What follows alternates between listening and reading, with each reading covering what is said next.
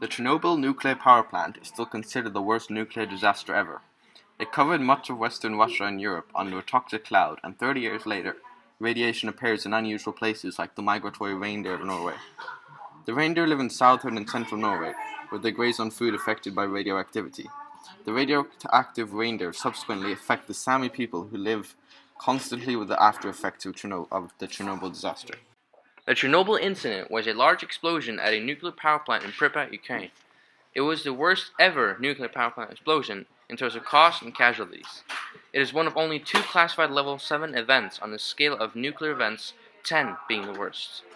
31 people died in the event, 3,940 people died from radiation-induced cancer and leukemia, and both Belarus and Russia, as well as Ukraine, are the most severely contaminated countries so far.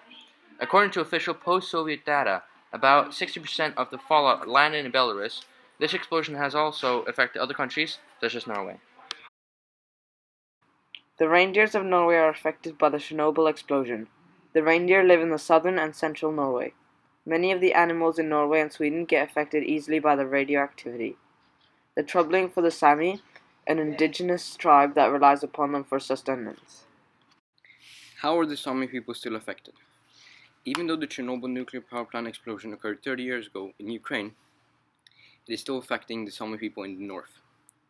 The Sami are a group of indigenous people inhabiting the Arctic area of Sami, which is in the very north of Sweden, Norway, and Finland. Their main source of food is reindeer, and reindeer actually contain levels of radioactivity.